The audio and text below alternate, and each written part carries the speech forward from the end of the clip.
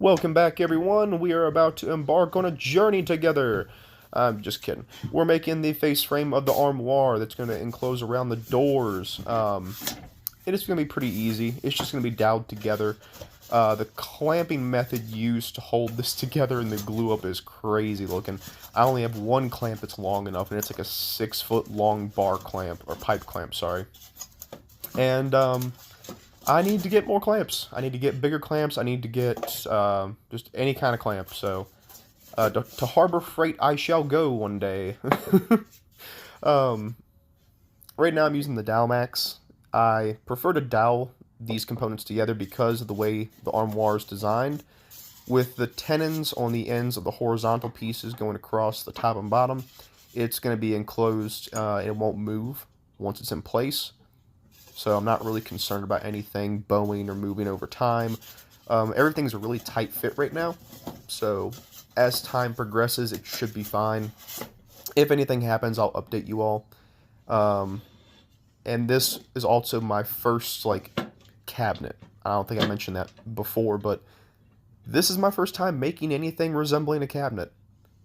And oh boy, is it a challenge. It has been a month and a half almost of working on this. It started sometime in March, and we're now almost halfway through April. So the deadline for this was about a month and 3 weeks, almost 2 months. So we're on time. We're on schedule. If I had to do this again, I would have used plywood instead of making my own wood panels because I just don't have the setup for that. Making the panels. Now, you may say to yourself, well, why did you make them? If you know you didn't have the setup, I wanted a challenge, and oh boy did I get one. Now, with the face frame, not much of a challenge. It's just putting pieces of wood together at 90-degree angles with dowels in them. It's something I've done a million times over, so. Now, as we progress further and further, I want to drill a hole already. I'm going to go ahead and stop doing the voiceover for right now. I'll cut back in once something different happens. And there are some interesting things in this video. I do screw up royally. Like, I do some terrible things with the table saw and come close to messing up the whole thing and potentially losing fingers. So, stay tuned for that.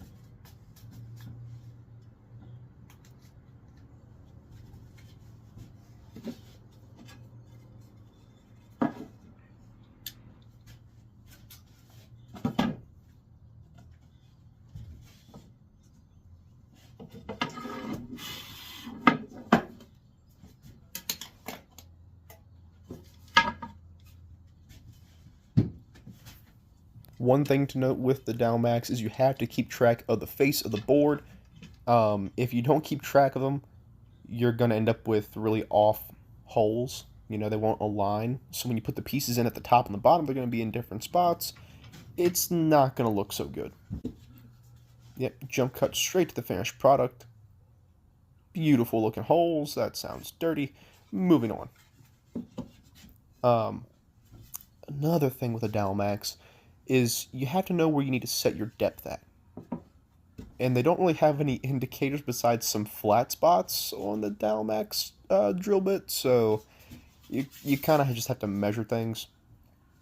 I'm referencing the measurements that I took prior to this, and I think I'm mathing out if I can use the board on the floor behind me for the whole thing. I don't remember because it's like a week ago when I did this.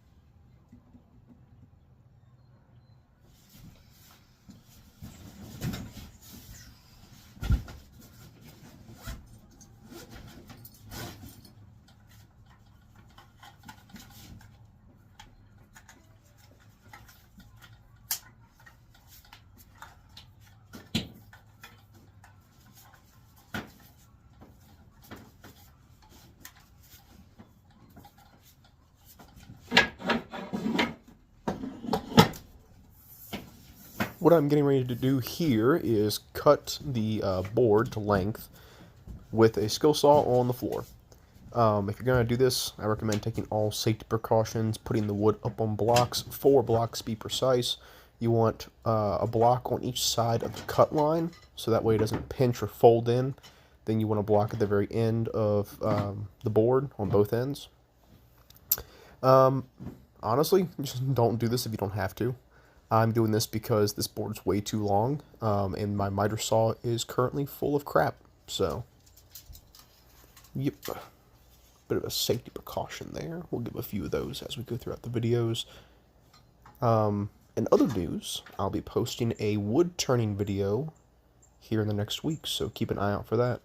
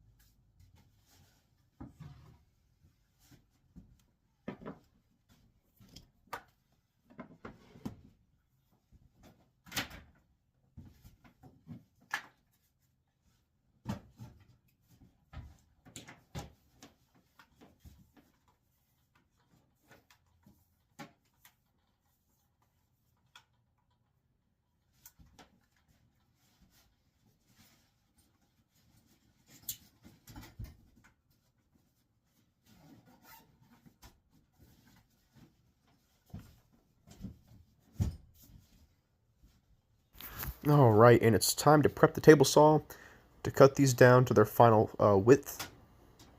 I'm going to go with 2 inches, or a little bit above 2 inches, I should say. I do make 2 severe mistakes that could have cost me a couple fingers, so let's see if you can catch it, and I'll come back and explain what went wrong, and what I should have done differently, and what you should do differently.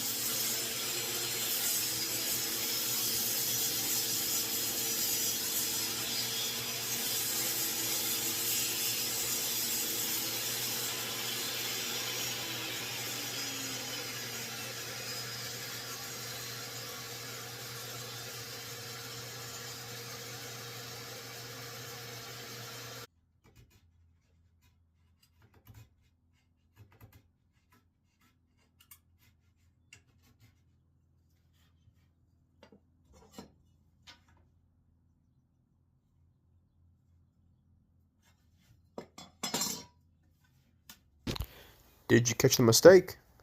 Well, the mistakes. That would be um, the idiot operating the saw, myself, did not leave enough room for the outfeed. So I didn't leave enough room for the material to go completely through the blade through a single cut. And it caught on the material a couple times.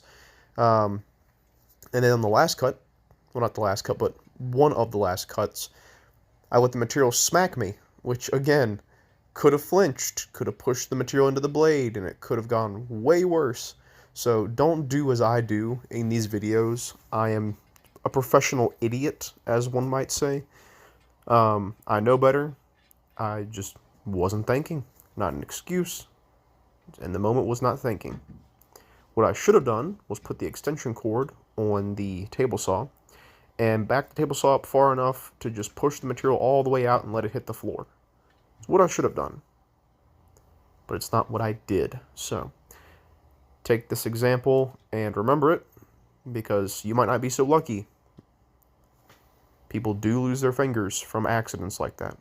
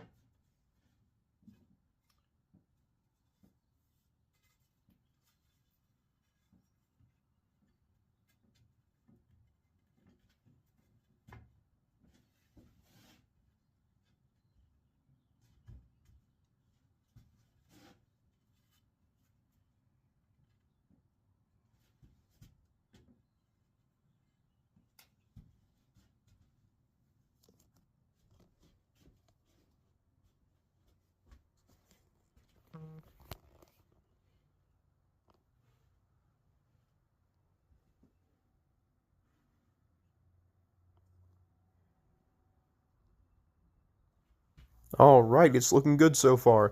Hope you all enjoyed the video. Like, comment, and subscribe. Let me know down below if there's anything else you all want to see me do. If the length of the videos is too much, if you want shorter videos. Have a good week.